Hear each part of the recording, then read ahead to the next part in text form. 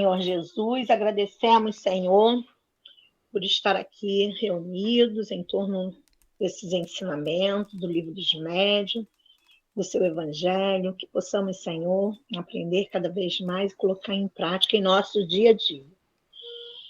Pedimos que tudo possa ocorrer, os estudos na sua santa paz. Muito obrigada, Senhor, graças a Deus. Com esta prece, pedimos igualmente por todos os lares aqui representados, por todos que estão presentes, igualmente por todos que irão ouvir ou acompanhar o estudo posteriormente, que seus lares possam ser amparados, socorridos e amparados com equilíbrio, com a meditação saudável, a reformular os nossos ideais de vida.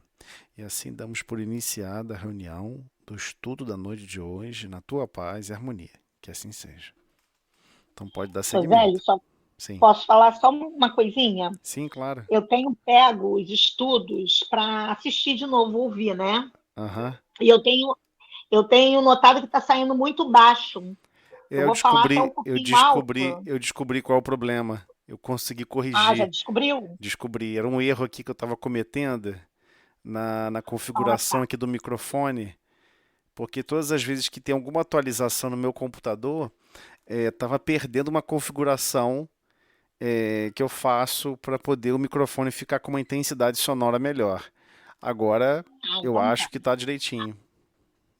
Então Vamos tá. lá. Então vamos lá. Livro Caminho, Verdade e Vida. A regra áurea. Amarás o teu próximo como a ti mesmo. Está em Mateus, capítulo 22, versículo 39. Incontestavelmente, muitos séculos antes da vinda do Cristo, já era ensinada no mundo a regra áurea, trazida por embaixadores de sua sabedoria e misericórdia. Importa esclarecer, todavia, que semelhante princípio era transmitido com maior ou menor exemplificação de seus expositores.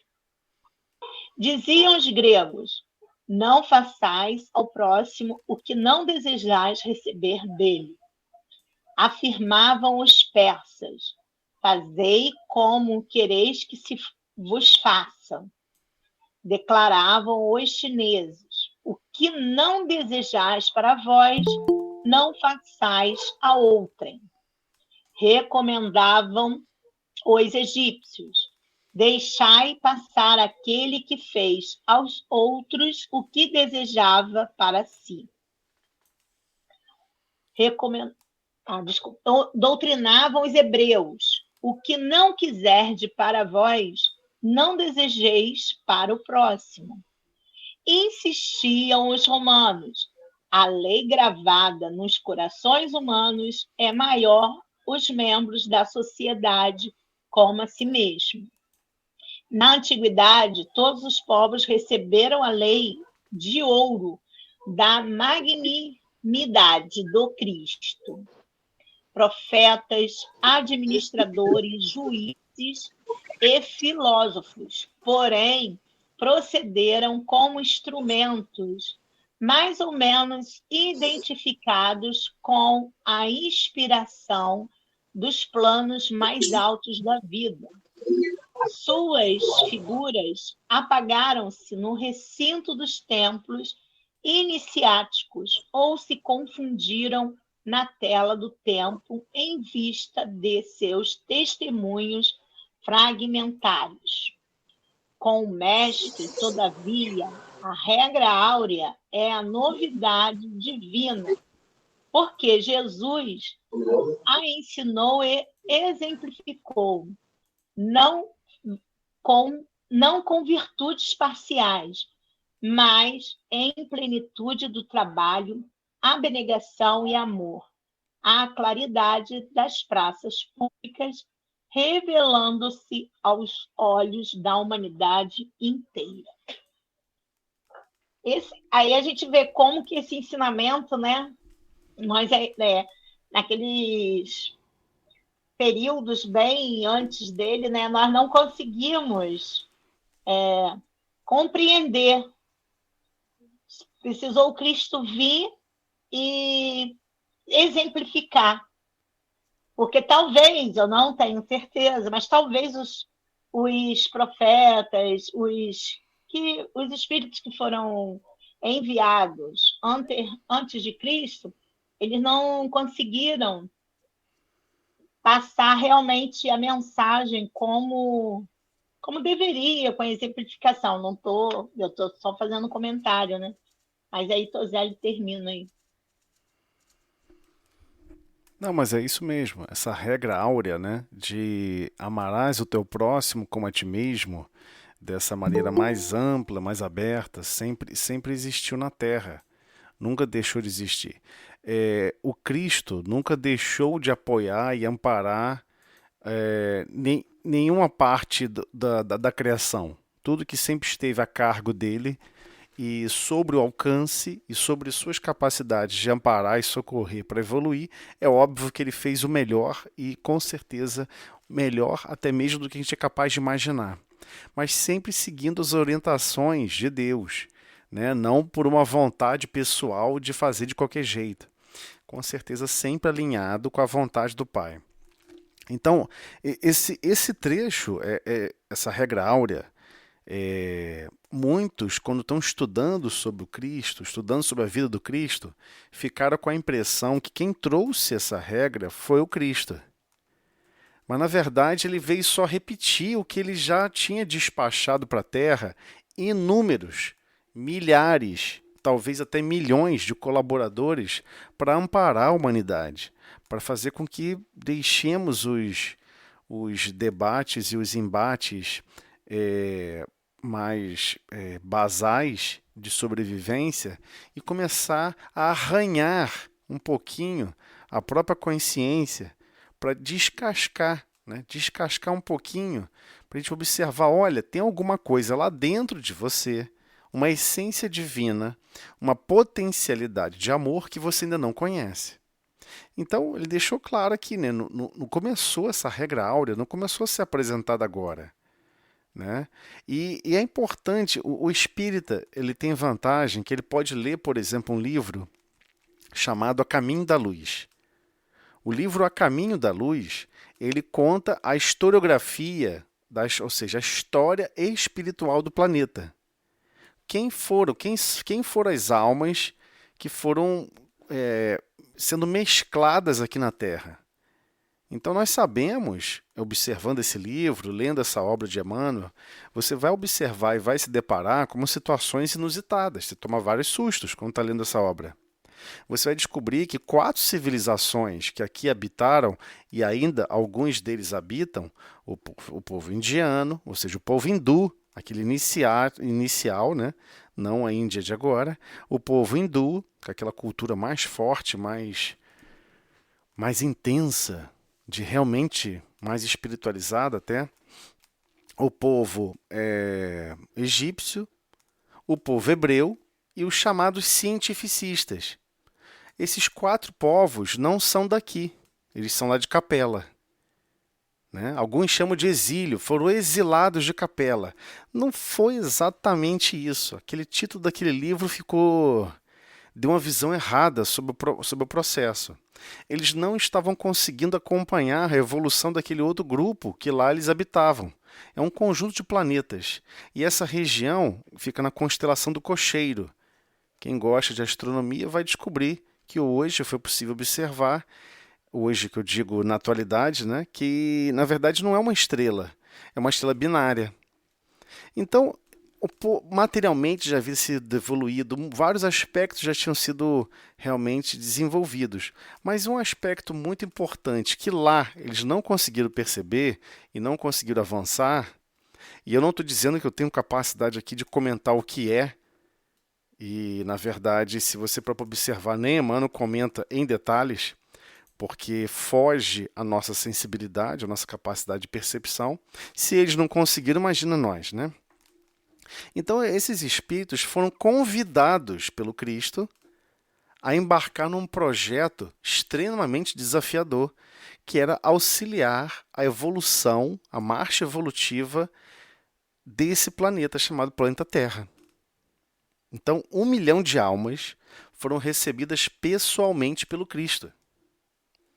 E o Cristo faz um discurso belíssimo, que, claro que em sua totalidade não foi possível ser absorvida. Mas Emmanuel faz lá os comentários de como ocorreu, com certeza buscando nos anais históricos aí da espiritualidade, e informa como foi essa recepção. Mas eles sabiam daquela dificuldade que eles estavam passando e sabiam dos desafios que seriam tão complexos, né? De embarcar num projeto com um Cristo receber eles pessoalmente. O Cristo de lá eles nunca conheceram, nunca nem viram. Aí aqui é recebido por um Cristo. Isso não é pouca coisa não, gente. Não é para qualquer um, não. Todo mundo diz que foi um exilado, ele sofreu um degredo. O espírita fala um monte de bobagem sobre isso. Mas é tudo bobagem. Sofreu degredo nenhum. Eu adoraria sofrer um degredo desse também. Servindo ao Cristo, a um projeto do Cristo. A um projeto que é importantíssimo, importantíssimo, não só para o Cristo, quanto para Deus. E o projeto, ele fala assim, eu vou estar intensamente nesse projeto. Pelo amor de Deus, quem não quer participar? É óbvio que você quer participar. E seria um privilégio receber um convite desse. Só que não é o nosso caso. A gente não teria nem condições de auxiliar num projeto dessa magnitude. Então, essas 4 civilizações são as civilizações que não são originárias daqui da Terra. Os chineses, acho que até alguns trechos, alguns grupos árabes, alguns grupos do Oriente, bem mais do Oriente, né, são originários desse planeta. Esses outros 4 grupos não são. E os cientificistas, você que sabe quem são eles? São os que avançaram e dominaram a Europa, e expandiram o conhecimento da Europa. Só que eles não queriam saber nada sobre divindade, superioridade, só queriam saber da superioridade deles mesmos. E eles cismaram com essa ideia que através da ciência, que através da tecnologia, eles iam alcançar a sublimação de si mesmos. Adivinha o que aconteceu hoje ainda na Terra? Existe esse eco. Só que, se a gente parar para observar, em termos do contexto histórico, estamos falando de dezenas de milhares de anos atrás. Né? Nós temos aproximadamente 1,5 bilhão de anos desde que nós fomos criados. Com consciência, somente 200 mil anos. A nossa história é de 200 mil anos para cá. Desses 200 mil anos, esses grupos foram enxertados aqui na Terra. Houve uma enxertia divina. Você só tem a aparência mais humana, o crânio um pouco menor, potencialidades mediúnicas. Tudo isso foi enxertia divina. Ele fala isso literalmente no livro, que foi enxertia divina. E quem confirma isso está no livro Evolução em Dois Mundos, não me recordo agora aqui o capítulo de cabeça, onde a narrativa de André Luiz comentando sobre isso, que a mediunidade não é uma habilidade humana. Não era para acontecer agora. Inclusive o próprio pensamento contínuo não era para acontecer agora. Foi um investimento que o Cristo resolveu avançar esse processo. Acho que alguém quer falar aí. Pode. Caiu. Acho que era a Carolina, caiu. Depois ela volta aí, ela pergunta. Então, por que eu estou dando essa volta toda? O Cristo não estava falando... a Carolina voltou. Pode falar, Carolina. Carolina, nos escuta? Caiu de novo. Bem, a gente continua e depois ela se estabiliza lá com o sinal. O que acontece? O processo de evolução não é exatamente como a gente acredita, né? A gente tem uma visão meio míope de achar que nós é que somos os pioneiros da evolução. Nós não somos pioneiros em nada, na verdade é o contrário. Nós somos, né, os mais recém-chegados à casa do Pai. Né? Esses espíritos são muito mais velhos, muito mais experientes do que todos nós, do que cada um de nós individualmente. Então, o povo egípcio recebeu várias incumbências. Inclusive, foi o povo egípcio que treinou e capacitou Moisés. Só que as pessoas passaram a ver a história como o Ocidente conta, né? O Ocidente sempre vai contar que tudo veio do Ocidente, que Pitágoras descobriu tudo sozinho, mesmo você sabendo que ele viajou para o mundo árabe. Não, mas foi todo Pitágoras, fez tudo sozinho. Que Aristóteles fez tudo sozinho. E depois você fica pensando, peraí, sozinho não tem nada nesse mundo. Não existe sozinho. Não existe desenvolver ou alavancar o progresso sozinho. É coisa de cada um de nós, assim, que somos ainda enfeitiçados pela maravilhosidade de acreditarmos em nós mesmos. Não é assim que funciona. Os projetos divinos não funcionam assim. Você vê, o Cristo, para alavancar aqui, ele precisou de 4 civilizações importantíssimas. Por que foram 4, não 8, não 3, não 2? Eu não sei. Não tenho eu não tenho a menor condição de imaginar o porquê. Que está dando certo, está dando. É inevitável não coincidir com isso. Os próprios cientistas, estudando a historiografia genética dos povos, chega uma certa parte da história que eles conseguem obter até corpos humanos de 80 mil anos de idade. 80 mil anos de idade. Eles conseguem observar que tem uma parte da genética que não se explica. Eles não sabem de onde vieram. Não foi do Neandertal, não foi do Homo erectus. E de onde veio essa outra carga genética? O que eles não sabem é que vieram desses povos, que não eram oriundos daqui, mas foram obrigados a reencarnar aqui. E o ato de reencarnar é um ato de você sobrescrever a sua vontade, a sua história sobre um corpo físico. Você está fazendo isso continuamente. Você produz fluido vital continuamente. Esse processo é contínuo, é você que faz isso. É a sua vontade de viver, a sua vontade de progredir. Esse princípio que é o móvel, é o que mobiliza tudo na história e igualmente em todos os fenômenos mediúnicos. Então, por que estou dando essa volta toda? Porque a gente precisa um pouquinho mudar nossa cabeça sobre isso.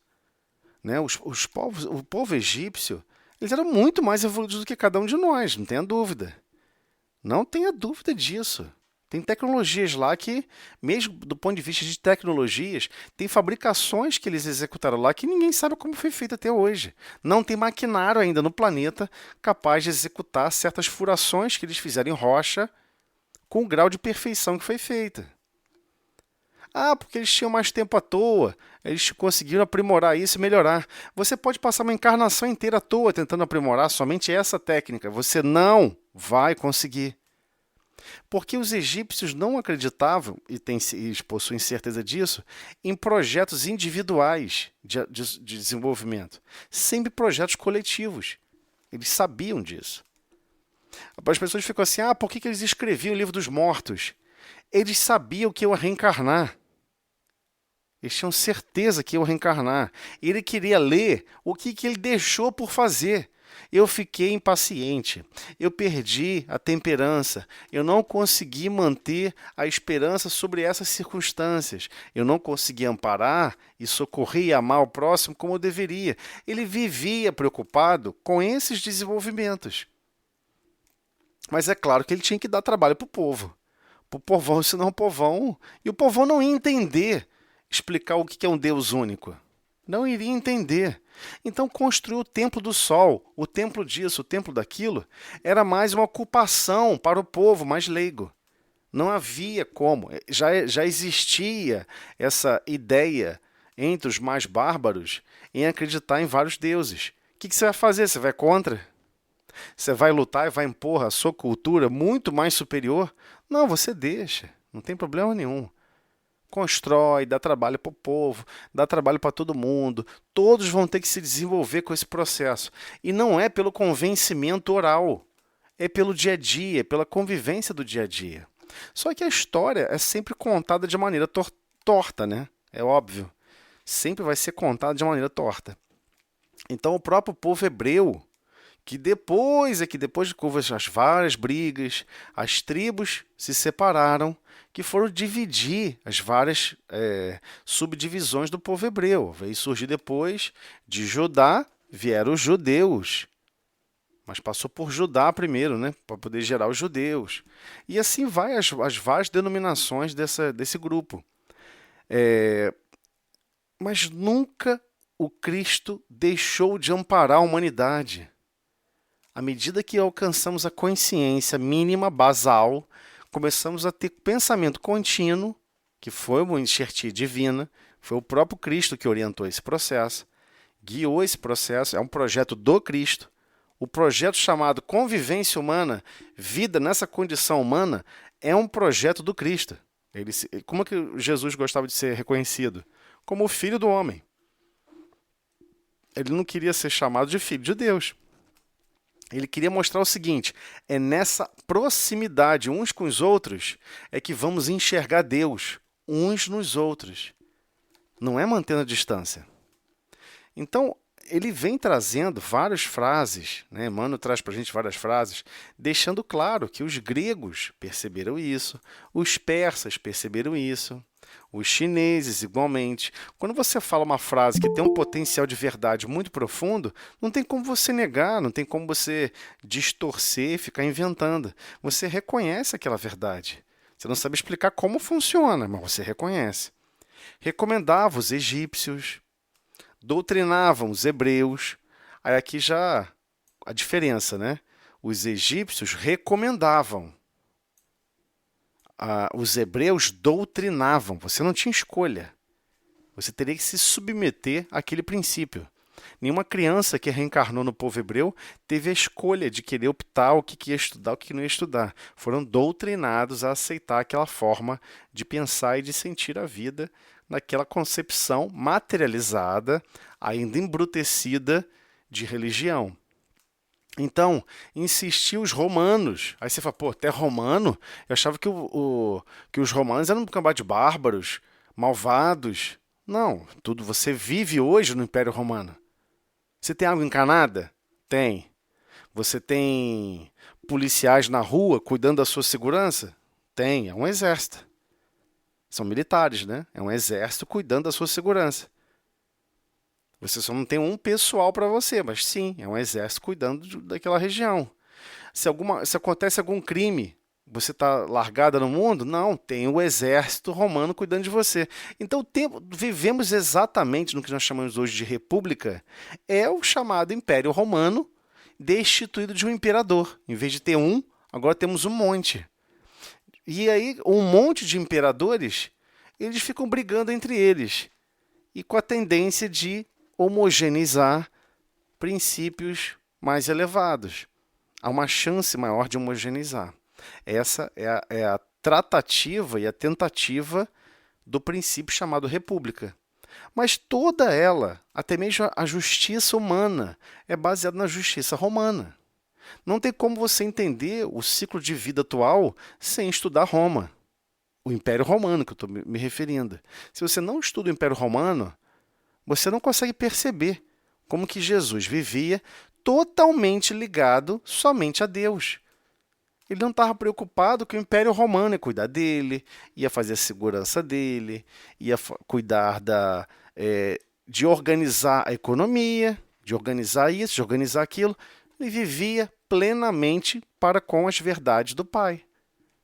Não dependia de império nenhum. E ele afirmava isso diretamente para os discípulos. A verdade não precisa de exércitos. Você viver a verdade não precisa de exércitos. Precisa simplesmente você ter coragem e boa vontade. Ele fala isso inúmeras vezes em várias outras obras, psicografadas aí por vários outros espíritos que nos auxiliaram a compreender isso. Então ele continua avisando. Na antiguidade, todos os povos receberam a lei de ouro, com a magnanimidade do Cristo. Então, qual foi a diferença? Ocorreram profetas, administradores, juízes, filósofos, porém, procederam como instrumentos mais ou menos identificados com a inspiração dos planos mais altos da vida. Mais ou menos identificados. Eles meio que entendiam isso, mas meu pirão primeiro, farinha pouco, meu pirão primeiro.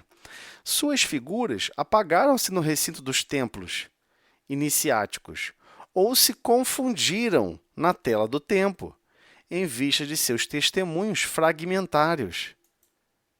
Então, o que faltava? consistência, né, e persistência, algo que eles não possuíam, persistir nesses ideais, e estar com uma consistência sólida em se manter nesses potenciais e, acima de tudo, dar o testemunho, mas não fragmentário, e sim um testemunho real do que deveria ser a representação dessa frase: amarás o teu próximo como a ti mesmo. Então, era uma dúvida genuína de todos esses povos, inclusive do próprio povo hebreu, aqueles que estudavam profundamente as leis de Moisés, estudavam profundamente todos os ensinamentos dos profetas. Eles queriam entender como assim amar o próximo. Como assim amar o próximo? Eles queriam compreender esse processo e não entendiam plenamente. Porque como se vive? Me dá um exemplo. E geralmente as pessoas querem que alguém escolha por. Geralmente todos nós somos um pouco assim, né? Todos nós temos uma tendência de que alguém conte como que deve ser vivida a vida, e você vai lá e vive a vida de acordo com o conceito de alguém. Se der certo, maravilha. Se der errado, a culpa é do outro, não é minha. Só que a vida não funciona assim, né? Então nós temos que tomar muito cuidado com relação a essa questão central da página, que foram os testemunhos fragmentários. Então esses vários povos, tanto os gregos quanto os persas, os chineses, os egípcios, os hebreus, os romanos, não importa o grupamento que estava aqui na Terra animando uma consciência, o Cristo enviou profetas. O Cristo enviou grupos, nesses grupos, almas mais sofisticadas moralmente, para renovar os pensamentos e, principalmente, renovar os sentimentos. Só que muitos desses profetas, administradores, juízes e filósofos, eles se perdem, porque é pauleira viver essa verdade. Não é fácil, é bem complexo. Então, dar o testemunho continuamente, ininterruptamente, é um nível de comunhão mais profundo que você já alcançou. E todos nós, né, devemos persistir para isso. Agora, como é que foi a diferença para o mestre? Como é que ele chega e fala a mesma frase e todos entendem essa regra áurea de maneira diferente? Porque Jesus a ensinou e exemplificou. Ele se pôs a dar o exemplo. Ele animou um corpo físico 100% igual ao nosso. Não tinha nada de maravilhoso e sobrenatural. Senão seria uma grande farsa, né? Imagina, eu vou mostrar para vocês como é possível, na condição que vocês estão, animando o corpo físico igual ao de vocês, como se pode, vou dar um exemplo, hein? Como é que pode amar profundamente? Não, ele vem no corpo físico que não tem fome. Não, ele vem no corpo físico que não precisa de água. Não, ele vem no corpo físico que ele estala 3 dedos e aí cura qualquer dor e qualquer sofrimento. Não é verdade. Não é verdade. Então, ele realmente ensinou e exemplificou dentro das dificuldades e complicações que está aqui encarnado no corpo físico. Não com virtudes parciais, mas em plenitude de trabalho. Plenitude de trabalho. Olha as frases importantes. Abnegação, ou seja, uma doação contínua e profunda por todos. E amor. Aí é um sentimento genuíno que ele sempre animou para com todos. Aonde que ele fez isso? No meio da claridade das praças públicas. Não foi escondido de lugar nenhum, revelando os seus olhos da humanidade inteira. Então, é muito difícil observar o que o Cristo vem explicar, porque ele não só explicou, ele vivenciou. Se você estudar os exemplos, todos vão compreender. Olha o impacto que causou nos discípulos. Você não consegue ler nenhum texto do Cristo. Tem pessoas que têm essa mania, né? Então, reunião de estudo eu posso explicar para vocês por que eu não gosto de fazer isso. Tem pessoas que pegam aqui esse livro, a última edição, eles fizeram isso, o Caminho, Verdade e Vida. Vem aqui na frente e escreve Jesus. Aí bota Mateus, aí depois de que está Mateus. Não está errado, né? Não foi Jesus que escreveu. Quem escreveu amarás o teu próximo como a ti mesmo, citando que quem falou isso foi o Cristo, quem escreveu foi Mateus. Você não pode chegar aqui e escrever Jesus. Mas é normal você citar outra alma falando algo, não tem problema nenhum. Mas chegar aqui do nada e botar Jesus, eu vou achar que Jesus é que falou isso pela primeira vez. E não é verdade. Então, o culto que se tem ao Cristo, em termos de culto mesmo, quando nós não temos o sentimento ainda desenvolvido, temos a fazer o seguinte: todo e qualquer outro conhecimento que não seja atrelado ao Cristo não presta, não vale nada e deve ser desprezado e destruído. Muitas pessoas vivem assim, até hoje, prisioneiros a esses hábitos adoecidos do coração. Então a gente não pode mais manter a nossa consciência aprisionada a esses princípios. Jesus enviou sábios à terra que insistiram em apresentar, em libertar esses sentimentos. Igualmente, quando ele esteve à terra, ele não conseguiu estar em 30 mil lugares ao mesmo tempo. Alguém pode falar assim: poxa, puxa vida, por que ele não veio aqui no meu bairro? Alguém podia falar isso. Poxa, por que Jesus não veio aqui no bairro? Ou não veio aqui no município? E caminhava aqui pelo município com a gente? Que é o sonho de várias outras organizações religiosas, que Jesus vai voltar à Terra e vai caminhar em algum bairro de alguém, entendeu? Várias pessoas animam esse desejo. Claro que anima, natural. Quem não gostaria de estar ao lado do Cristo, observando os exemplos dele do dia a dia, vivendo os conceitos que ele vem que ele já havia exemplificado e explicado. Todos gostariam disso. Só que para quê? Se já foi feita uma vez. E qual foi o objetivo? Por cooperação, vocês vão aprender através do impacto da minha convivência em relação a outros corações zelosos, que foram os discípulos. Os discípulos não eram evoluídos, não eram super desenvolvidos, mas eram discípulos, eram espíritos daquele grupamento, daquele povo hebreu, lá de Capela, eles não eram daqui. Eles já tinham uma evolução muito maior do que a nossa aqui. Então, mas como ele está animando o corpo físico igual ao teu, você acha que ele tem a mesma idade que você? Não tem. Não tem. Esses espíritos tinham talvez 500 milhares de anos aí à nossa frente, né? Então, eles, com certeza eles eram mais evoluídos. Você via a percepção deles, você via a sensibilidade deles daquela época. Era notório a sensibilidade. Era mais destacada. Então a gente precisa prestar bastante atenção sobre isso. O amarás a teu próximo como a ti mesmo não é uma invenção do Cristo. Agora, qual é a invenção do Cristo em relação a isso? Quando ele pega e fala, amarás ao próximo como a ti mesmo, como eu vos amei. Quando ele fala como eu vos amei, aí é diferente, é outro nível. É outro nível que não tem nem comparação. Então, esse dar o exemplo é o grande problema de viver qualquer verdade. Né? Você vai observar, como foi falado aqui, por exemplo, dos romanos. Os romanos possuíam naquela época do Império Romano o estoicismo. E hoje virou até moda, né? Voltar à ideia do estoicismo. Por quê? Você viver a realidade que você concorda. Vamos supor que você tem um conceito muito forte. Eu vou sempre viver a verdade. Eu nunca vou falar uma mentira para ninguém. Correto? Nunca vou falar uma mentira para ninguém. Em hipótese nenhuma. Você vai se impor isso. Esse é o princípio do estoicismo. Mas como é que pode surgir esse princípio no meio de um império romano? Existem almas que são encaminhadas para reencarnar na Terra, que possuem mais experiência do que todos nós. E ele sabe que o maior gargalo que nós temos ainda é o que está lá na Bíblia, no primeiro livro de Moisés. Entre Adão e Eva. Adão e Eva. Eva são os sentimentos. Adão é a razão. Ambos vivemos com esses dois conceitos essenciais em nós mesmos. Mas o que o livro conta? Que os nossos sentimentos irão nos trair. Uma coisa que você acredita ser uma verdade, você vai ser traído e enganado por você mesmo.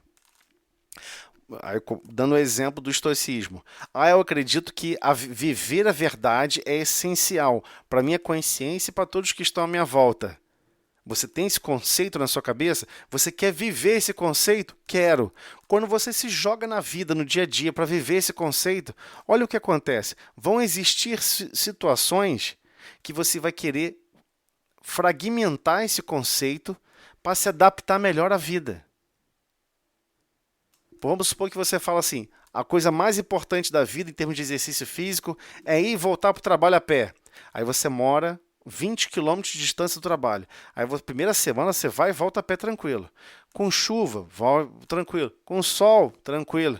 Aí, um dia, está com chuva e muito frio na rua. Aí você fala, peraí, essa verdade não é tão verdade assim. Eu não preciso desse monte de exercício físico. E, afinal de contas, eu posso ficar gripado com essa temperatura tão baixa. Ué, mas você não disse que está vivendo uma verdade? A verdade, ela tem que funcionar em qualquer tipo de situação.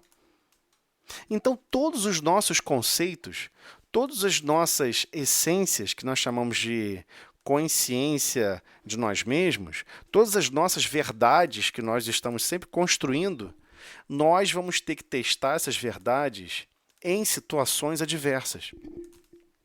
Não, eu sou uma pessoa calma. Aí você reencarna e vai testar se você realmente é uma pessoa calma. Não, eu quero testar minha capacidade. Não, eu concordo com Cristo. Eu acho que eu não devo me ofender e sempre perdoar as pessoas. Eu tenho certeza, aliás, eu nem acho mais, eu tenho certeza que o que o Cristo falou sobre a caridade, né, esse sentimento tão nobre de benevolência para com todos, indulgência para com as imperfeições alheias, que é a compreensão e a tolerância, né, das imperfeições alheias, e o perdão das ofensas, são as ferramentas do amor. Eu tenho que desenvolvê-las. Ué, mas como é que você desenvolve? Ué, sendo ofendido. Como é que você vai desenvolver o perdão se vai perturbar, vai dizer perdão para quê? Porque dando topada na parede, topou com o pé na cadeira? Isso é falta de atenção nossa. E o corpo físico tem que doer para perceber, para você se preservar. Mas isso não é desafio. O desafio é quando existe ali uma ofensa genuína, profunda, que chega até magoar. Mas você consegue perdoar? Você vai ter que fazer esse esforço. Então você vai observar que todos os seus conceitos, sem exceção, estão sendo testados. E testados com quem? Com os mesmos coleguinhas de turma. Estamos numa grande escola. Ambos, todos nós aqui encarnados, e desencarnados. Encarnados e desencarnados, não tem diferença nenhuma. Nenhuma. Zero. Quais são os sentimentos nobres que você consegue animar em condições adversas? Quantos desencarnam protestando, reclamando, que absurdo, o meu corpo físico foi destruído. O meu? É seu corpo físico? Você fabricou o corpo físico? Não entendi. Que sensação de posse louca é essa? Quem disse que era seu o corpo físico? Onde está escrito isso, que é seu? Não, porque a minha família... Não, onde está escrito que é sua? Lhe foi dado o direito sagrado de ser privilegiado de estar em convívio, em família, com outros corações fraternos e amorosos. Mas quem disse que isso é seu? Que ideia de posse doida é essa? Então, esses ideais de posse são os que mais trazem tumulto e sofrimento para a nossa consciência. Porque é uma verdade que é incompatível de conviver com as verdades do Cristo. Como é que você pode conviver com as verdades do Cristo e conviver com pensamentos de posse sobre pessoas, sobre outras consciências, sobre formas de pensar? Ah, as pessoas só podem ser felizes à minha volta se todo mundo pensar como eu penso. Porque se não pensar como eu penso, eu vou tentar convencer elas a pensar como eu penso. Ué, então você quer conviver com você mesmo. Você quer que todo mundo pense exatamente igual a você, você não está percebendo que isso é uma reação narcísica, né, de narcisismo, de se apaixonar por você mesmo, onde você acredita que o único caminho de evolução e progresso é através da sua forma de pensar e de viver a vida. Só que a única certeza que você tem é que daqui a alguns dias, semanas, ou talvez até meses, ou talvez algumas encarnações à frente, os seus conceitos de felicidade, os seus conceitos, os seus padrões de vida em termos de conceito de felicidade, vão se aproximar mais com o do Cristo. E você vai olhar para trás e vai falar assim, eu não penso mais assim. Eu não vivo mais com esse conceito.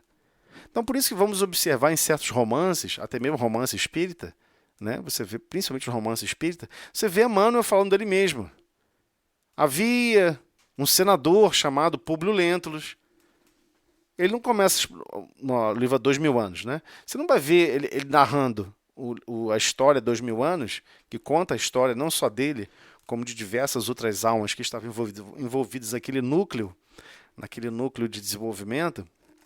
Ele não começa falando, quando eu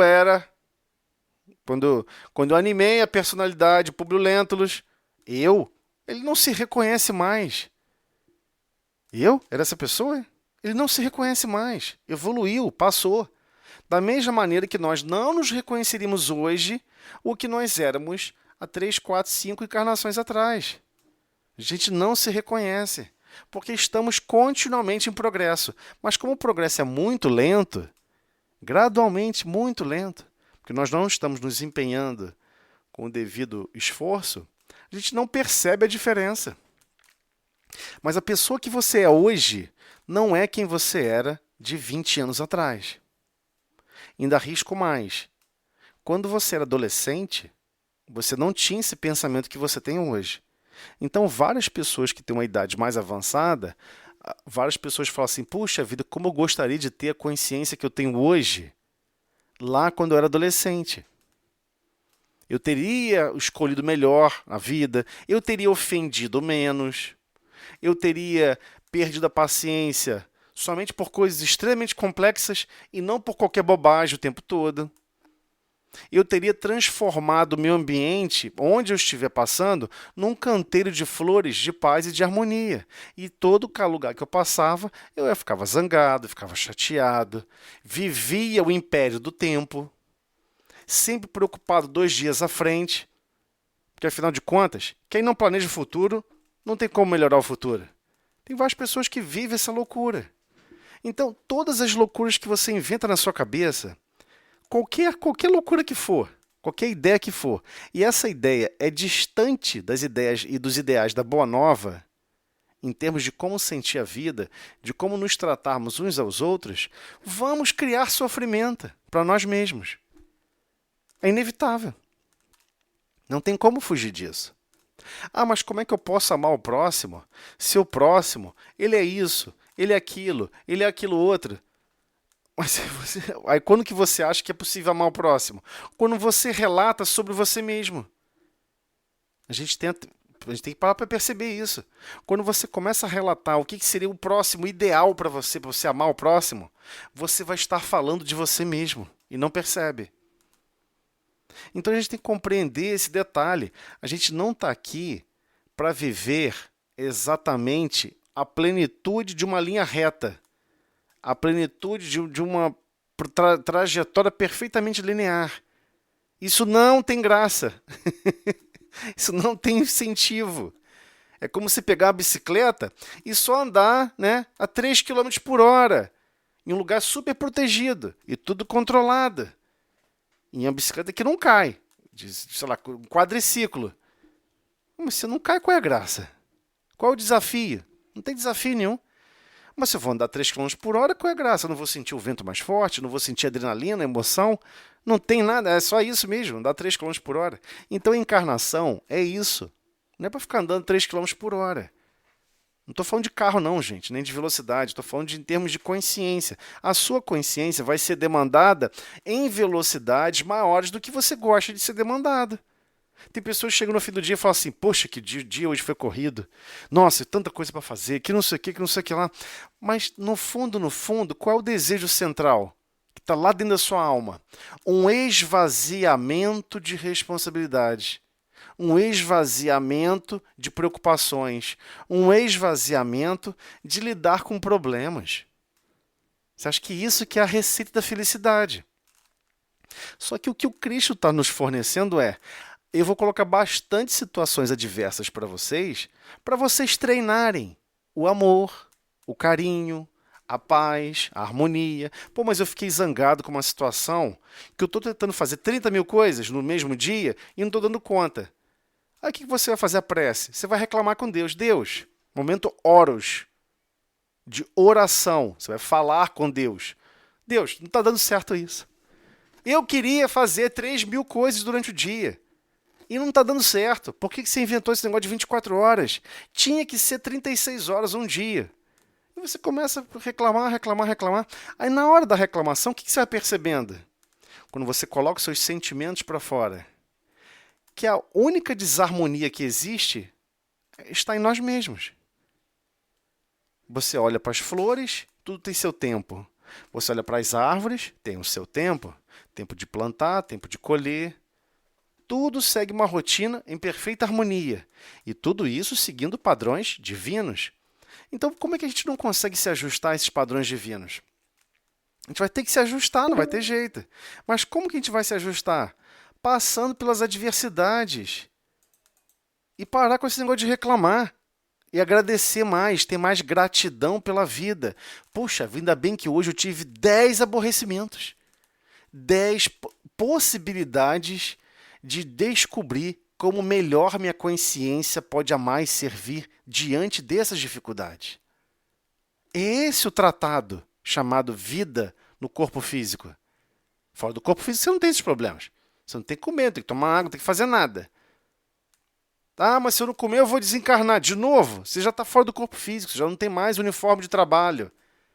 Então, sem uniforme de trabalho é fácil.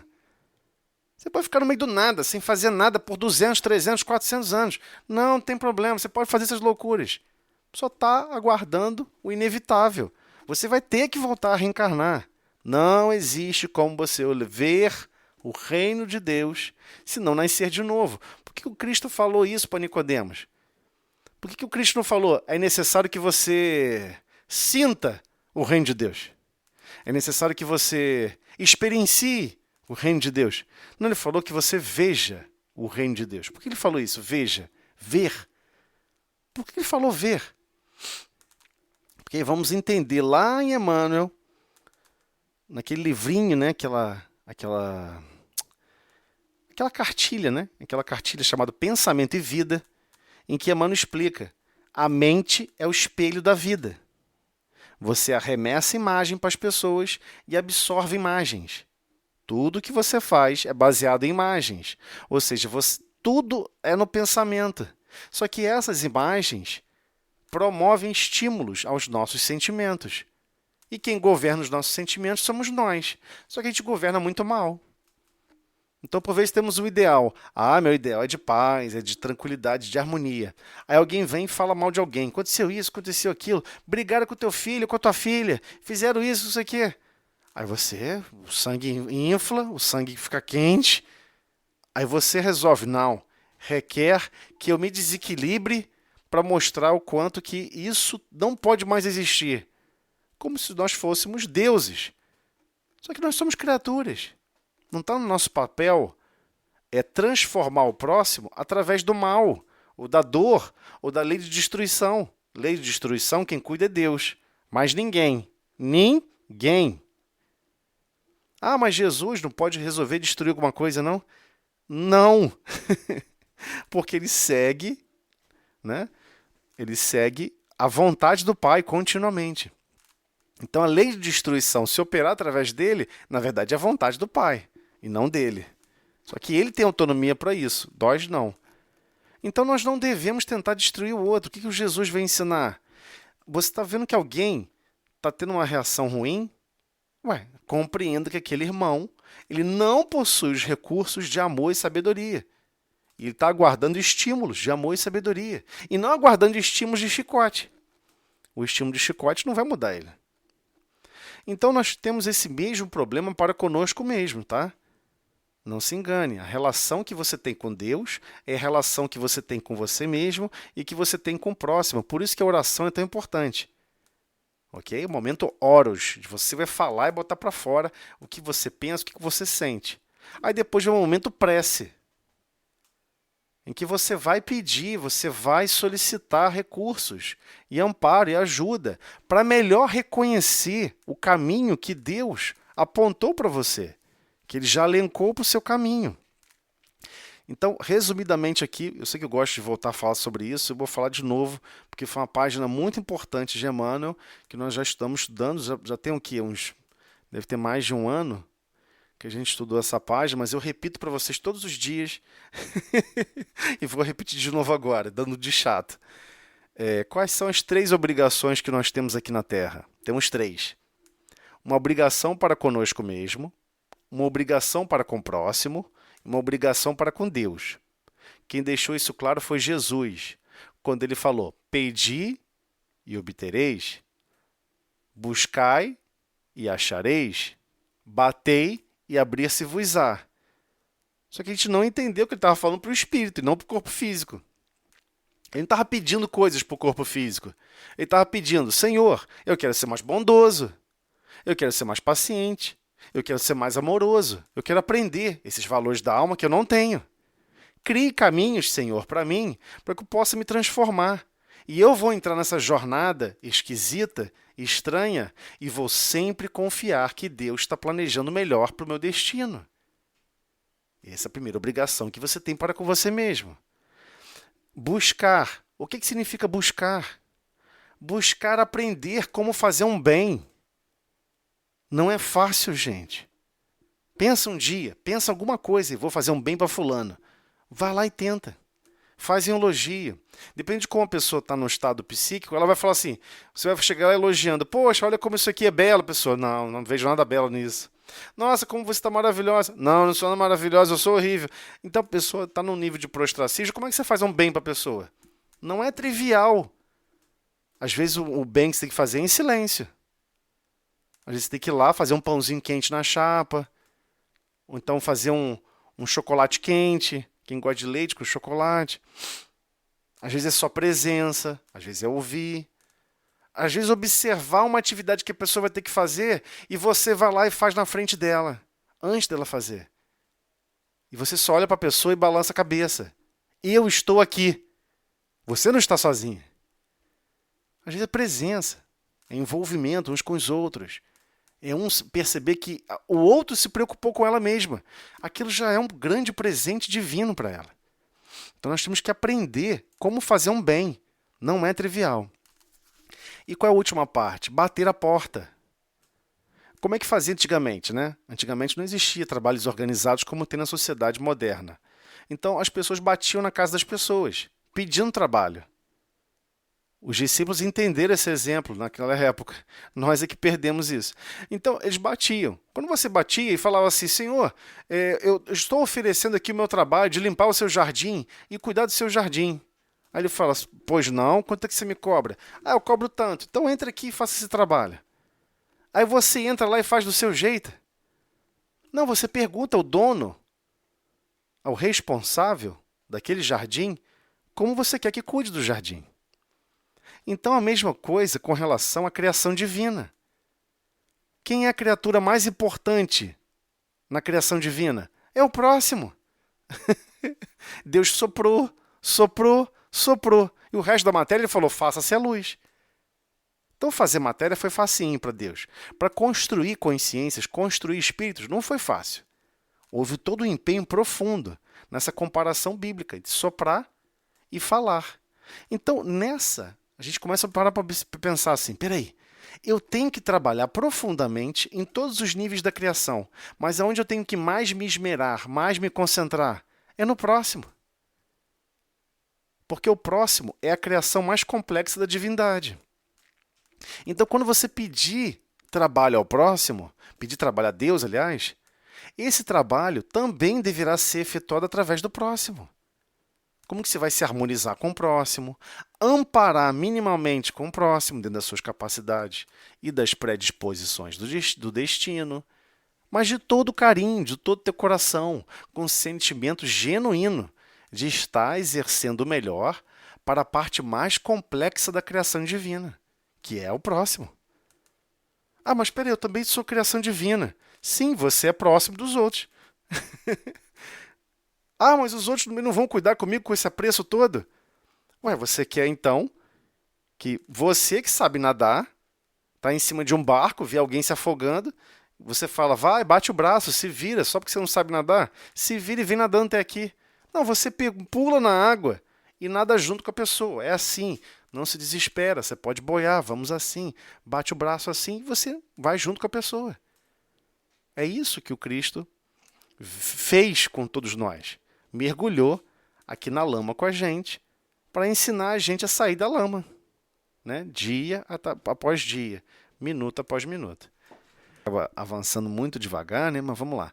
Capítulo 9, dois lugares assombrados. Então, muitas pessoas, quem gosta às vezes de fazer uma pesquisa na revista espírita, vai encontrar Kardec auxiliando, né, a muitos grupos que pediam amparo. Olha, minha casa está acontecendo isso, minha casa está assombrada, tal lugar está assombrado. Ele era muito solicitado em relação a isso.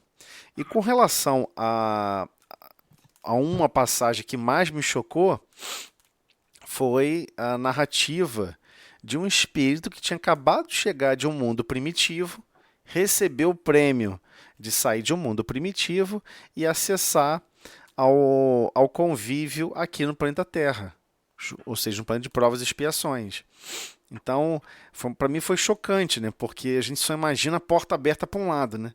Nunca a porta aberta para o outro.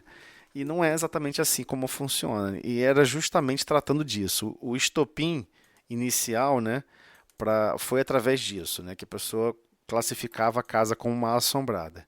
Então vamos observar o que Kardec vem trazendo para a gente. O item aqui é seriado, tá, gente? A gente parou no 131, né, fechou aquele capítulo. Agora estamos no 132 do Livro dos Médiuns. Então vamos lá, vamos continuar. As manifestações espontâneas que em todos os tempos se hão produzido.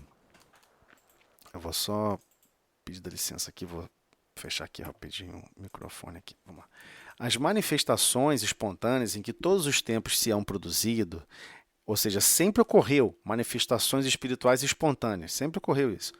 E a persistência de alguns espíritos em dar e mostrar ostensivas de sua presença, ou seja, mostras ostensivas de sua presença em certas localidades, a pessoa ostensivamente, ou seja, persistentemente, a pessoa quer se mostrar, quer transparecer e aparecer ali fisicamente para outras pessoas, né? Essa persistência constitui a origem da crença na existência de lugares mal assombrados.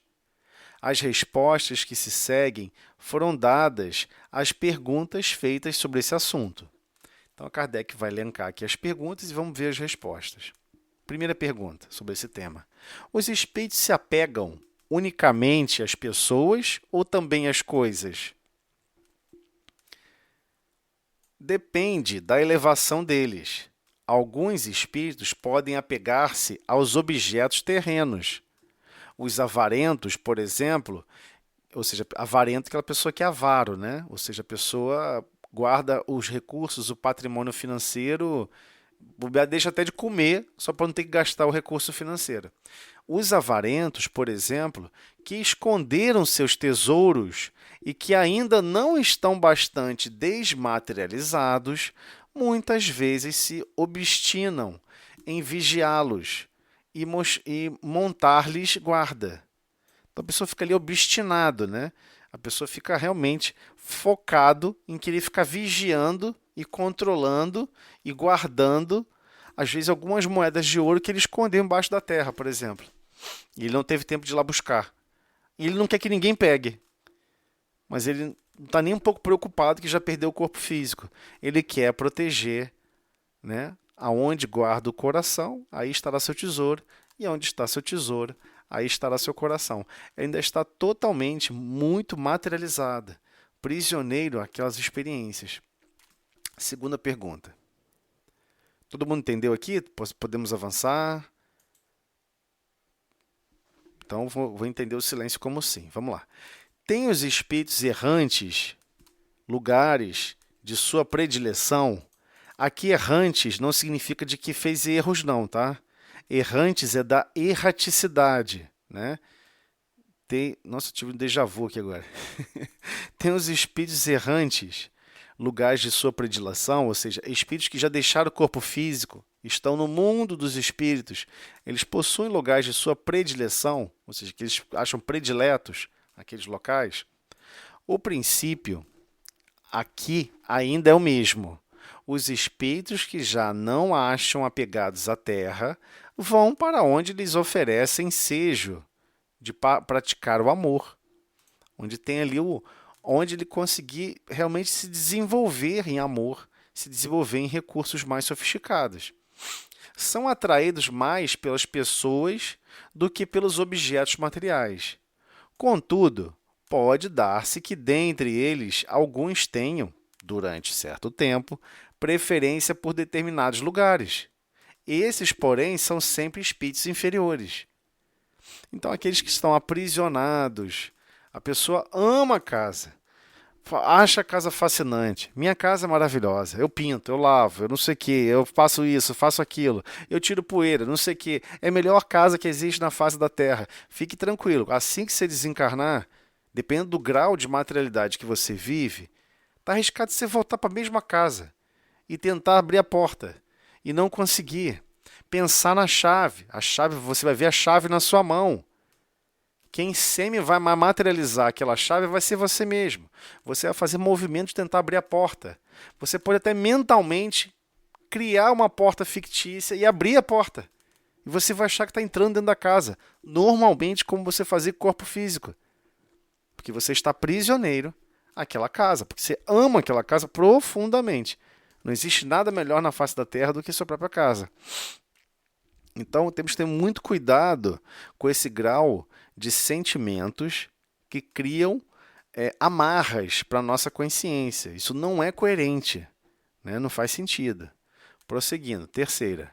O apego dos espíritos a uma localidade, sendo sinal de inferioridade, constituirá igualmente prova de serem eles maus? E resposta, certamente que não. Pode um espírito ser pouco adiantado, sem que por isso seja mau. Não se observa o mesmo entre os homens? Então, está deixando claro, se entre os encarnados existem aqueles que não são maus, não gostam de promover maldade com ninguém, nem com animais, nem com planta, nem com coisa nenhuma. Você acha que a pessoa desencarnou e vai a uma certa localidade só porque ele está lá fisicamente ou semimaterialmente, em termos de tempo e espaço, mas pelo menos em termos de tempo, ele está no mesmo tempo que você em uma certa localidade, quer dizer que ele é mau só porque ele passou a ser visível durante um certo tempo? Isso não é verdade, né? Quarta. Tem qualquer fundamento a crença de que os espíritos frequentam, de preferência, as ruínas? A resposta, nenhuma. Nenhuma referência, né? Nenhum. Os espíritos vão a tais lugares como a todos os outros. A imaginação dos homens é que, despertada pelo aspecto lúgubre de certos sítios, né, atribui a presença dos espíritos, o que não passa, quase sempre, de efeito muito natural. Quantas vezes o medo não tem feito que se tome por fantasma a sombra de uma árvore e por espectros o grito de um animal ou o sopro do vento? Então, é percepção humana, né? A nossa percepção, o medo fictício, a nossa capacidade de criar é tão profunda que a gente cria cenários que não existem, ver coisas que não existem. Não existe mesmo. Você viu uma sombra lá assim, eu acho que é uma pessoa, atrás de uma porta, atrás de não sei o quê, e a pessoa já fica até ofegante, né? Começa a ter um domínio, o sentimento passa a dominar. Não, a pessoa está lá, tem alguém lá? Tem, deixa eu lá, vou lá ver. Mas eu estou com medo. Está com medo de quê? De repente você é 10.000 vezes mais perverso do que aquele que está ali. Às vezes o outro desencarnado, ele tem mais medo de você do que você dele. Quem disse que você não é 10.000 vezes mais perverso do que ele? Só porque ele está desencarnado, não o torna um espírito perverso. E não é só porque você está encarnado que te torna um espírito bondoso. Mas eu estou no corpo físico, eu não tenho a mesma liberdade que ele. Grande engano. Grande engano. Ele pode ter liberdade de se esconder durante um certo tempo, mas durante o sono você pode ir atrás dele. E dependendo do susto que você tomou e quando você ficou zangado, você pode ir atrás e perseguir ele profundamente e fazer coisas horríveis com ele. E você está no corpo físico. Então a gente tem que tomar muito cuidado com os sentimentos que nós animamos. Nossa, acho que eu tomei um susto com aquele espírito. Ele vai ver só comigo. Cuidado, você vai sair à noite e vai atrás dele. Cuidado. E você pode fazer barbaridades com ele porque você tomou um simples susto. Então nós somos assim ainda. Né? Um fio de cabelo a gente quer arrancar o couro do outro. Não é por aí, né? A gente tem que maneirar esse sentimento, modelar esse sentimento e jogar toda essa energia em outra direção, né? Então, continuando, os espíritos gostam da presença dos homens.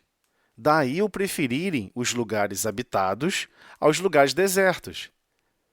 Ah, eu fui num lugar que é um lugar assim deserto, parecia uma coisa esquisita. Não sei o que, eu acho que tem muito espírito desencarnado. Cemitério é uma coisa, as pessoas sempre falam sobre isso. Nossa, eu acho que o cemitério está cheio de espírito, que isso, que aquilo outro. O que pode ter lá é algum espírito tentando absorver alguns resquícios de fluido vital dos restos dos despojos mortais. Fora isso, ninguém quer ficar lá, quer ficar onde tem gente, onde tem outras consciências operando e funcionando. É isso que ele está falando aqui no texto, né? Prosseguindo. Aí tem a letra A aqui da pergunta 4. Contudo, pelo que sabemos da diversidade dos caracteres entre os espíritos, podemos inferir a existência de espíritos misantropos, que prefiram a solidão. E a espiritualidade responde: por isso mesmo, não respondi de modo absoluto à questão. Disse que eles podem vir aos lugares desertos como a toda parte. É evidente que, se alguns se conservam insulados, é porque assim lhes apraz. Isso, porém, não constitui motivo para que forçosamente tenham predileção pelas ruínas. Em muito maior número os há nas cidades e nos palácios do que no interior dos bosques. Então fica bem claro com relação a isso. Não é impeditivo. Ele está falando em termos de concentração, né? Tem uma concentração muito maior. Por exemplo, tem uma narrativa muito bela do livro. É do Irmão X. Esqueci o nome do livro agora.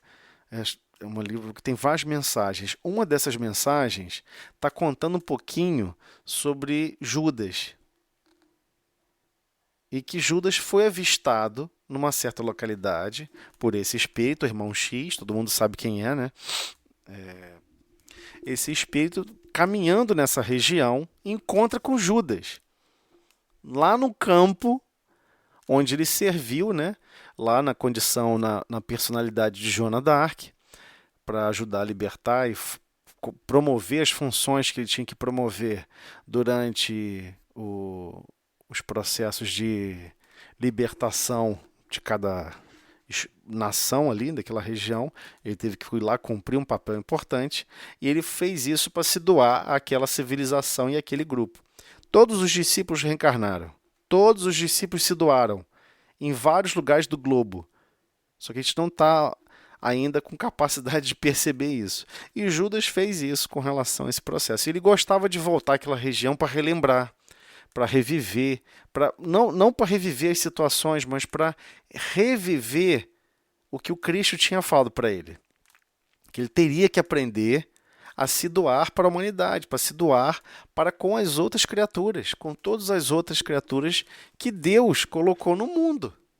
Era parte, ele tinha que entender isso. Ele tinha que fazer esse tipo de não é, testemunho em si, não é um testemunho. Ele tinha que viver essa verdade. E que essa verdade iria moldar ele. Há essa narrativa, inclusive, né?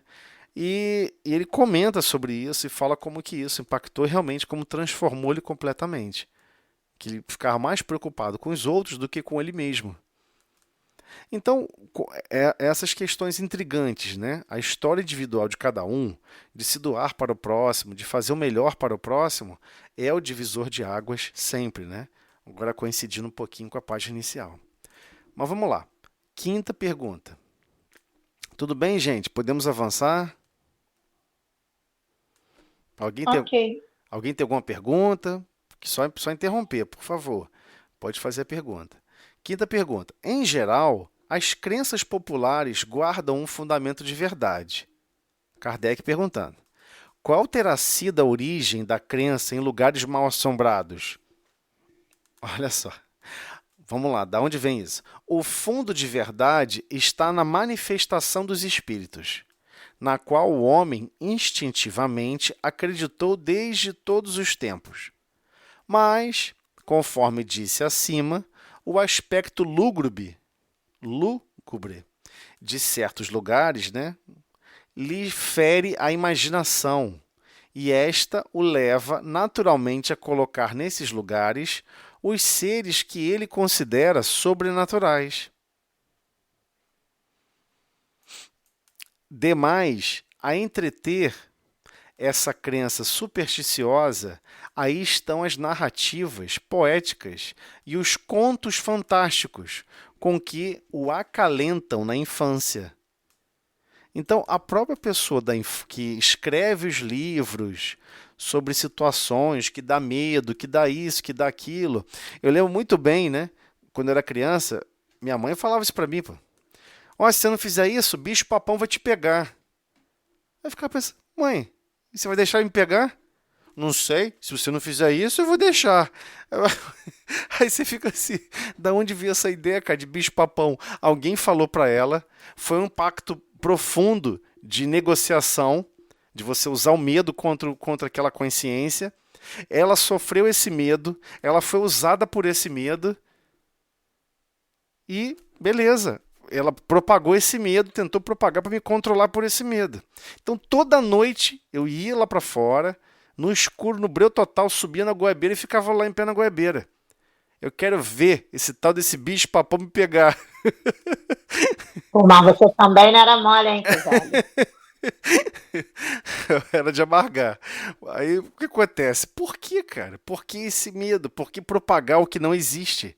Por que pegar uma crença supersticiosa para tentar controlar as pessoas? A humanidade inteira é sempre controlada pelo medo. Aliás, 90% do que você faz na sua vida é pelo medo. Você não escolhe por liberdade. Aliás, se você fez alguma escolha de liberdade na encarnação inteira, eu duvido, a maioria você fez por medo. Medo de ficar sozinho, medo de ficar sem dinheiro, medo disso, medo daquilo. O medo é controlado o tempo todo. Então, essa ideia do medo é que gera essas ideias fantasiosas, né? Mas pode falar, Carolina. Não, que eu tô rindo aqui. Eu acho que é a primeira vez que eu escuto alguém falar que armou uma emboscada pro bicho-papão. É claro, pô, ele vai me Compartilha o pegar. comentário. Ele vai me pegar, eu vou pegar ele primeiro. Coisa terrível de se falar, mas fazer o quê? Era verdade, não tô mentindo não. Eu ficava lá, adorava ficar olhando para as estrelas. Eu e meu galo, tinha um galo, né? Adorava ficar lá com o meu galo. E a gente ficava lá vendo as estrelas. Ele dormia rápido, né? Sentava lá na árvore e dormia. E eu ficava lá na árvore com ele. Era muito prazeroso, é uma paz total. Eu adoro ficar no escuro total. No lugar onde todo mundo tem medo, é o lugar que mais me traz paz e tranquilidade. Eu também. Eu Eu acho adoro ficar no que escuro. Estou acostumado com os lugares escuros.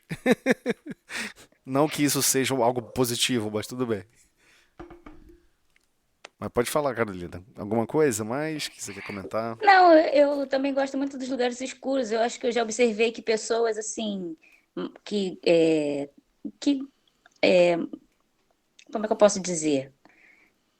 Não que sejam espiritualizadas, né, necessariamente, mas pessoas que gostam de se conectar, né, com as questões espirituais, que gostam de pensar mais profundamente, são pessoas que gostam de ficar um pouco no escuro, né?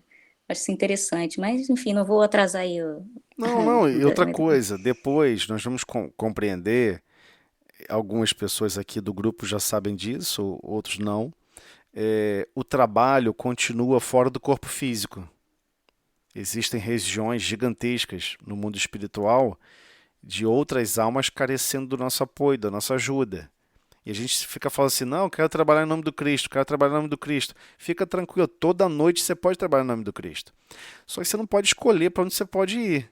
Você vai ter que ir em lugares onde você não vai querer ir. Você vai ter que entrar em lugares onde você tem medo de perder a consciência e enlouquecer. Você vai ter que entrar em lugares difíceis, de difícil acesso. Então, esses trabalhos, eles exigem demais do médium. Porque às vezes o médium ele é arrastado para essas regiões sem ter consciência disso, devido ao processo que vai se desencadear de comunicações mais à frente. Então não é que ela foi lá fisicamente, ela está percebendo como que aquele irmão está se sentindo naquela região de sofrimento, né? Mas pode falar, Carolina. Sim, é interessante você falar isso, porque eu estava participando de uma outra reunião mediúnica um tempo atrás, né? E aí o pessoal começou a fazer. Eu tive que me afastar por outras questões e depois a reunião se tornou prática também. Eu não quis participar porque eu não tinha estudado muita coisa, né? E foi mais ou menos nessa época que eu comecei a ter alguns sonhos assim bem esquisitos. Eu tive um sonho assim que eu fui num lugar que realmente assim a minha imaginação não imaginaria, né? Era um lugar realmente assustadoramente infernal, né? Era um lugar assim impactante, né? E, e depois de um tempo eu fiquei pensando justamente isso que você está falando, né? Essa questão dos trabalhos que a gente faz, o que a gente pode fazer, né? Dependendo de como a gente esteja naquele período também, né? Quando a gente está mais conectado, né? Com a espiritualidade superior e tudo. E quando a gente pede também, né? Porque na época que eu participava da reunião, eu sempre pedia também nas orações, né, que eu pudesse trabalhar depois, durante o sono, que eu pudesse ir para locais de trabalho, né. Então, eu tive essa experiência, sim, foi, assim, muito impactante para mim, porque foi um sonho, assim, eu fui num lugar realmente, assim, era muito horrível, era uma coisa inimaginável para mim, Então, né. mas agora você imagina que você pode ir lá e sair. E imagina quem está lá, na verdade, está alimentando aquele sistema, aquela forma operante de manifestação de vibrações deletérias. A pessoa está prisioneira, está num loop de pensamento, num loop de sentimentos que ela não consegue se libertar, em que ela se autoalimenta e prefere ficar se autoalimentando de dores e sofrimentos, revivendo dores, revivendo sofrimentos e criando mais ódio, criando mais angústia. É difícil a gente perceber como que o trabalho do Cristo é essencial nesses locais. E, por vezes, o convite que é solicitado para a gente ir a essas regiões não é para transformar a consciência de quem está lá. Isso é uma coisa que não procede de nós. Mas, às vezes, é só para levar o copo de água fria, né? Para o grande incêndio que a nossa própria consciência angustiosa ela promove. Só que é difícil. A gente vacila, a gente fica com medo. Nós temos várias superstições, né? Criamos suposições do que não existe. Esse sentimento de medo, ele é um processo muito arraigado à nossa capacidade de autopreservação, que não há nada de errado inicialmente com isso. Agora, se esse sentimento de autopreservação vai fazer com que você pare de amar o próximo, vai fazer com que você pare de amar e de servir e de amparar, aí se tornou um problemão, um problemão. Porque nós temos que adquirir experiência em exercer o bem. Então, por vezes, você está no lar, você está aqui no corpo físico. Surge a oportunidade no lar de você fazer alguma coisa por alguém do lar que você diz que ama. Que não tem alguém mais próximo do que você, do que a pessoa do lar. Aí você não quer fazer. Não, isso aqui eu não vou fazer, não. Isso aqui. Não. E a pessoa começa a inventar um monte de desculpa. Porque não quer fazer a tarefa, não quer estar fazendo algo para o próximo. Ah, mas isso vai parecer que eu sou um escravo. Eu vou ficar escravo do próximo para sempre. Bem-vindo ao momento da boa nova. É exatamente isso. Você vai se sentir realmente como um escravo. Você vai sentir que você deve continuamente servir ao próximo. E isso vai passar pela sua cabeça. Puxa vida, eu vou ficar me sentindo como um escravo. Vai ficar se sentindo sim. Só que nesse contexto de se sentir como um escravo, você vai entender o que é estar exercendo o bem. por opção própria. Não tem ninguém te forçando. Por isso que não é um escravo. Deus não força ninguém a ser bondoso. Deus não força ninguém a ser amoroso. Senão a humanidade já tinha se transformado. Né? Uma vez, tentando naquele livro Boa Nova, um dos discípulos perguntou isso para o Cristo, observando que o Cristo estava sempre se deparando com espíritos, né, muito perturbados que obsidiavam, uma obsessão praticamente de possessão com relação a certos médiuns, né? Esses transeuntes que se esbarraram com Cristo. Eles ficavam intrigados com aquilo, a frequência que isso acontecia com a presença do Cristo. E, além do mais, a forma como Cristo lidava com isso. E como que resolvia o problema de uma velocidade muito grande. E todos ficavam chocados como é que isso acontecia. Eles queriam entender. Até que um discípulo, se eu não me engano foi Filipe, eu posso estar enganado, perguntou, Senhor, foi João. Senhor, por que nós não juntamos então todos esses espíritos malfazejos num lugar só e tiramos ele de perto de todas as pessoas? E aí Jesus explica, mas você acha que ele é seu inimigo? Ele é seu irmão. É um irmão como você, como o outro, como Beltrano, como Ciclano. Não tem diferença. E ele fica chocado, né? Porque ele sempre acreditava que a origem do mal era alguma coisa fora de Deus. Ele não havia percebido que a ausência de amor e a ausência de sabedoria é a verdadeira natureza da essência do que as pessoas chamam de mal. Né? Então, até o conceito, né? As palavras, infelizmente a palavra perdeu as suas funcionalidades atualmente. Mas se você for pegar a origem da palavra diabo, diabolos, é aquele que é do contra. Pô, vamos ali jogar um futebol. Aí você fica do contra. Não, nada de futebol, gente. Vocês não podem fazer isso. Vocês têm que ir para tal lugar rezar. Não precisa. Você está dando um de diabo em relação ao propósito de jogar futebol. Diabo vem de diabolos, que é aquele que é do contra. Né? E o que significa a palavra Satanás? É como se fosse o Ministério Público hoje. É aquele grupo que só fica te acusando. Já conversou com alguém assim? Que a pessoa se comporta exatamente como Satanás? Você está conversando com a pessoa fala assim, pô, mas você também fez isso, hein? Pô, mas você também, hein? Você também é difícil, hein? Pô, mas também, hein? Porque a pessoa consegue ficar o tempo todo analisando e achando erro em todo mundo. Ela nunca vai enxergar nela mesma. Mas em todo mundo a pessoa acha erro. A pessoa está dando um de quê? De Satanás. Ou seja, ela quer porque quer identificar o erro no outro e apontar o tempo todo. Então, não é uma entidade física ou uma entidade espiritual. É uma forma de agir com o seu conhecimento e com o seu sentimento. Esse é o grande problema dessa essência, né? Então, esses espíritos, quando estão desencarnados, zangados, chateados, porque sofreram injunções do destino, através de certas pessoas, vão buscar a chamada ideia de justiça, que na verdade é uma vingança, vão buscar esse princípio sem compreender que Deus é que é o Pai de todos e todos nós somos irmãos. E, para piorar, somos todos imortais. Você não vai morrer. Você só vai entregar o seu uniforme de trabalho. Então, várias pessoas ficam maravilhadas com essa notícia. Nossa, que coisa maravilhosa.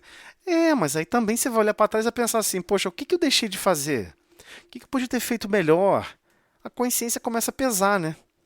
Aí o grau de maturidade que você tem espiritual é o grau de maturidade que você vai ter primeiro com você mesmo. Você sabe perdoar? Então você vai ter que exercer o perdão primeiro com você. Você sabe compreender e tolerar as imperfeições alheias? Adivinha, você vai ter que aprender a conviver e tolerar suas próprias imperfeições. Poxa, não é que falando sobre esse assunto eu sou agressivo? Não é que sempre que surge esse assunto direcionado com essas pessoas, eu sou agressivo? Que estranho, isso se repete todas as vezes. Muda a temática, mas é o mesmo grupo, e com a mesma natureza, e eu sempre reajo mal. Ninguém vai fazer esse inventário para a gente. É um trabalho individual. E você tem que compreender onde estão os seus principais defeitos e trabalhar eles. Né? A gente não pediu? pedir, buscar e bater. Você não pediu? Pediu um caminho para se transformar? O caminho vai surgir, que são os entrelaçamentos do destino. Então nós temos que despertar para isso. Isso é difícil, não é fácil. Porque todo dia é um duelo. Todo dia é uma percepção que a gente não deu atenção. É uma reação que a gente não deu atenção. E que a gente precisa despertar para o nosso momento histórico da nossa consciência. Que temos que melhorar os nossos sentimentos urgentemente. Então vamos para... acho melhor parar aqui, né?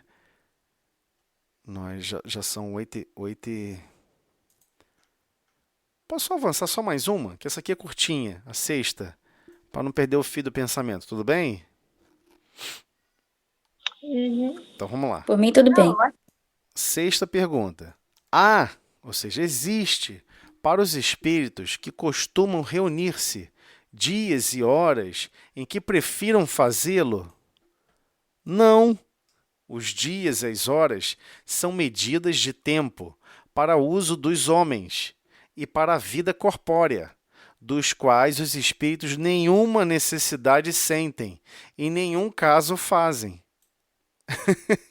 Isso que é muito legal.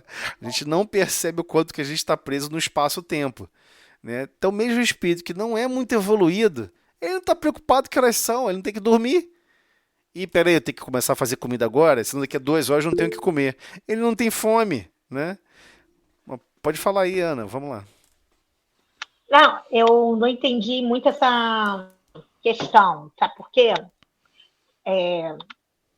Se você está na erraticidade, você percebe os dias e as noites, ou não percebe? Depende do seu grau de tenho materialidade. dificuldade. Mas a pergunta não foi nesse sentido. A pergunta foi no seguinte sentido. Existe para esses espíritos que costumam reunir-se. Aqueles que já se reúnem. Eles já vão lá e se reúnem. Por exemplo, ele vai buscar algum lugar, ou vai buscar outros espíritos. Ele vai se encontrar com alguém. Eles têm hora marcada? Tem dia e hora que eles preferem fazer isso? Gente, olha, a gente vai se encontrar, mas é em tal lugar, tal hora, né? Quem viu aquele filme do... Cadê aquele filme? Cidade dos Anjos. Eu tô ficando Mas também velho, é por né? causa do pensamento. Não pensou, ligou, você não tem essa questão de dias e horas. Sim, mas ele está falando com o intuito, por exemplo, eu acredito que deve existir certos grupos de espíritos que queiram se reunir numa praia para observar o nascer do sol numa praia. Tem uma beleza natural nisso, algo fantástico. Quem já fez isso sabe o que eu estou falando. Tem uma beleza profunda com relação a isso. Então ele querer voltar lá e ver novamente, para observar com os olhos dele, tudo bem, ele não vai sentir radiação térmica. Ele não vai sentir calor. É isso que eu estou tentando explicar. Ele não vai sentir calor. Ele não vai ter necessidade biológica de fazer isso. Da mesma maneira, ele não tem que ficar agendando quando vai se encontrar com alguém. Ele começa a perceber que todos estão interligados através do pensamento. A percepção espiritual é totalmente diferente da percepção física. Para aqueles espíritos, é claro que não estão altamente materializados. Se você está altamente materializado, como acontece no livro A Vida no Mundo Maior, né, que André Luiz narra o desencarne dele mesmo, o que ele sentia fome, que ele sentia frio. Estamos falando de um espírito extremamente vulgar. André Luiz era um espírito moralmente falando vulgar, uma pessoa comum, extremamente comum e sem nenhum princípio de espiritualidade, não ajudava ninguém, não se importava com ninguém, só se importava com ele mesmo, pessoa extremamente egoísta. Todas as mazelas possíveis e imagináveis ele viveu. Só que a maioria quer ler de maneira romântica, né? Criam um romantismo ao derredor dos personagens. Mas ele mesmo está falando, olha, eu senti isso, eu passei por isso. Mas inúmeras pesquisas que Kardec fez, ele pergunta, você está sentindo frio? Você está sentindo calor? Não, nem frio nem calor. Ele não tem essas percepções do corpo físico, porque ele não tem um corpo físico. Ele não tem mais um corpo físico. Agora, se ele está prisioneiro à rotina do dia, não, eu tenho que estar hora fazer isso, eu tenho que estar hora fazer aquilo outro, ele pode se induzir a ter uma preocupação e criar uma prisão mental. Que quem está criando o fenômeno da complexidade que é estar preocupado é ele mesmo. Já viu pessoas que ficam preocupadas por algo que não existe? Você já se pegou fazendo isso? Nossa, estou preocupado que tal dia tem que fazer tal coisa. Aí quando tu vai ver no outro mês, e você achou que era nesse mês, se você desencarna desse jeito, é exatamente o que você vai fazer do outro lado, tá? Você vai criar preocupações que não existem. Agora, se você é um pouco mais liberto com relação a isso tudo, busca uma harmonia um pouco mais profunda, busca se espiritualizar um pouco mais, criar sentimentos mais nobres, está mais preocupado com o próximo do que consigo mesmo. Você não está preocupado com o que vai vestir, o que vai comer amanhã. Você está preocupado com como é que o outro vai conseguir estar bem amanhã. Independente até mesmo do vestuário que ele vai comer. Você está mais preocupado com o próximo alcançar harmonia e a sublimidade dos seus próprios sentimentos do que simplesmente os seus próprios. Se você está nessa pegada, é claro que você não vai ficar preocupada e nem prisioneiro de tempo, porque isso tem a ver com a rotação da Terra. Se você quiser se afastar um pouco em relação à Terra, você pode. Kardec fez isso com Emmanuel. Kardec não é. Chico Xavier fez isso com Emmanuel. O Emmanuel Chico uma vez perguntou isso para Emmanuel. Emmanuel, como é que é essa grandeza dos universos, não sei o quê? Ué, Chico, você quer ir comigo? Vamos lá, eu te mostro. Os dois, fora do corpo físico, começaram a se afastar da Terra. Aí começou a se afastar do sistema solar. Começou a se afastar... Meu Deus do céu, eu tô com medo. Começou a ficar com medo e retornaram. Não há uma prisão em relação a isso. Se você tem um certo grau de evolução, você não está prisioneiro, literalmente, ao planeta. Então, se você está girando ou não está girando, não tem problema. Não tem nenhuma implicação. Você não está prisioneiro aos dias e às horas. Você não tem agenda para cumprir. Você só tem a sua própria essência, a sua própria natureza íntima, te convidando o tempo todo a entender a sua condição e buscar evolução. É isso. Não tem mais o que fazer. E tem pessoas que têm esse problema quando vão se aposentar. Pô, o que eu vou fazer da minha vida quando me aposentar? A pessoa usava o trabalho como uma distração. Não estou dizendo que são todos, tá? A pessoa usava o trabalho para ocupar sempre o maior tempo possível. Como se estivesse fugindo dela mesma. Só que vai chegar um momento que você não vai poder fugir de você mesmo. Vai estar só você e você. Poxa, eu não vou precisar correr atrás de trabalho por causa de dinheiro. Quando a pessoa chega nesse nível que não precisa de nada, correr atrás de nada, ela vai ter que encarar a própria consciência. Ela vai ter que encarar ela mesma o tempo todo. Nem todo mundo está preparado para isso. E aí você vê um grande número de suicídios em pessoas idosas. Poxa, achou que a vida perdeu o sentido. Porque o sentido da vida dela era trabalhar. Sim, mas você vai continuar trabalhando, mas não mais com as forças do corpo físico. Por que você está preocupado com a força do corpo físico? Se você sabe que todo mundo que vai passar pelo processo da velhice, todos irão passar, vão perder as resistências físicas, vão perder diversas capacidades, mas a sua consciência deve estar vibrando em harmonia, com alegria, com felicidade, contentamento. Você consegue fazer isso em condições adversas? Você consegue amar, perdoar, socorrer, ser bondoso através do pensamento? Através de palavras de bondade? Você não vai poder ir lá fabricar uma bondade. Eu vou fabricar um móvel e vou dar para a pessoa. Você não vai estar mais com vigor físico para isso. Mas você é capaz de falar palavras zelosas, carinhosas, afável, meigo e humilde de coração. As exigências, as condições de operar mudam com o tempo. Você está preparado para continuar operando na velhice? Poxa, mas eu estou na cama de hospital prostrado, caído, internado, eu não tenho para onde se mexer, só fico com o meu pensamento e meu olhinho se mexendo. Você tem ainda condições, porque o seu pensamento continua contínuo. Nessa condição, você consegue se imaginar amando, servindo, com gratidão por tudo da vida, feliz porque diversas consciências puderam estar ao seu lado, que você pôde cooperar com diversos projetos que você sequer entendia a dimensão, projetos de cooperação, de convivência. Tudo isso é importantíssimo E é óbvio que é por isso que nós sofremos essas injunções. Senão Deus não faria isso à toa.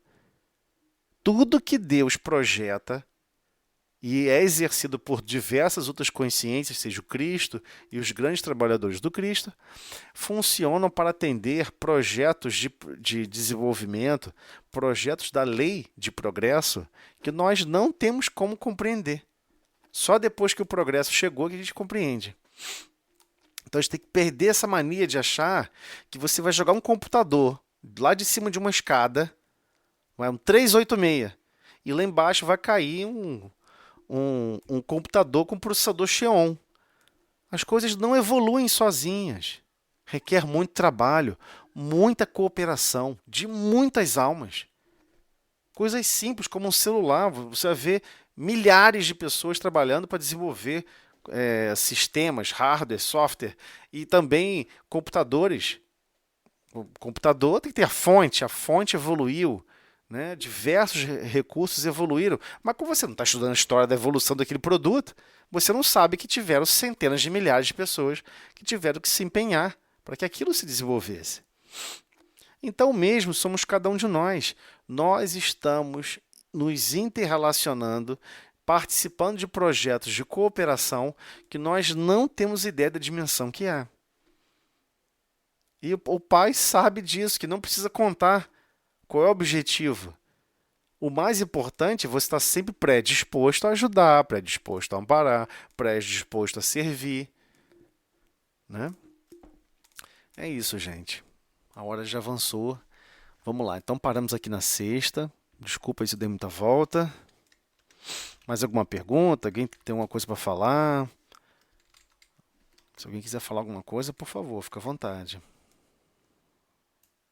Não? Então eu vou avançar aqui. Não para o próximo item, né? Avançar para a prece de encerramento. Ninguém? Deixa eu só marcar aqui para não me perder depois. Ok.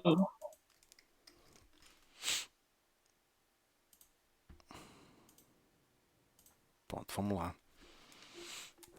Então vamos recordar em nossos sentimentos, em nossa própria consciência, os valores que nós queremos estar sempre desenvolvendo, sempre trabalhando, sempre transformando, não somente de si para consigo, mas para todos os projetos engendrados e complexos que é a vida, onde carece a nossa participação com muita afabilidade, com muita doçura, que são as marcas da benevolência. Ou seja, aquela bondade essencial que todos nós precisamos exercitar. Senhor Jesus, agradecemos, Mestre, a oportunidade de estarmos reunidos em Teu nome e pedimos, Senhor, aqui por todos os lados representados, por todas as consciências representadas, por inúmeras outras consciências que estão ligadas ao nosso pensamento, aos nossos corações, que todos possam receber suas energias, estarem mais receptivos a receberem suas energias de amor e carinho que sempre nutre por cada um de nós. Obrigado, Mestre, pelas oportunidades da encarnação e de todos os recursos que nos são ofertados de convivência, de dificuldades, de limitações, para que possamos treinar e capacitar os nossos sentimentos para o amor e a sabedoria. Muito obrigado por tudo, Senhor. E assim damos por encerrada a reunião da noite de hoje, na Tua paz e harmonia. Que assim seja.